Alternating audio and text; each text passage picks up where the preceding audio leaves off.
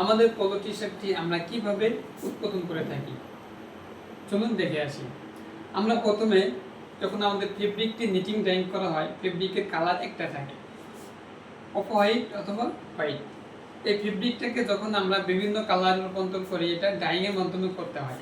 ডাইংটা যদি সুন্দর না হয়, ভালো না হয়, তাহলে আপনার ফেব্রিকের মান ভালো থাকে না এবং আপনার ফেব্রিকের রঙটা উঠে যায়। যদি নিটিং ডাইং করা থাকে তাহলে আপনার ফেব্রিকের কালার কখনোই উঠবে না। ফেব্রিকটা যখন নিটিং ডাইং করার পরে যখন কাটিংয়ে আনা হয়, কাটিংয়ে আমরা হিট রিল্যাক্স একটা মেশিন আছে, এই হিট রিল্যাক্স মেশিন দিয়ে আমরা এটা রিল্যাক্স করা হয়। রিল্যাক্স করার পরে 4 থেকে 5 ঘন্টা রিল্যাক্সে রাখা হয়।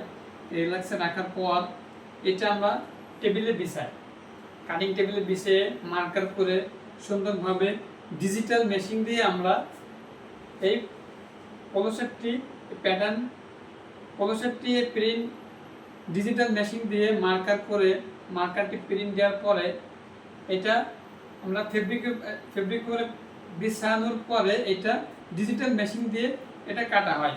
অটো কাটার গার্বার হোক, লেকড়া হোক, এটা দিয়ে কাটলে কাটিং যদি সুন্দর হয় তা আপনার পোশাকটা এমনি সুন্দর হবে। কাটিং করার পরে এটা আমরা সাইজ বাই সাইজ চেক করে বান্ডিল করে কোয়ালিটি ইনশিওর করে তারপরে এটা সুইংয়ে যায়।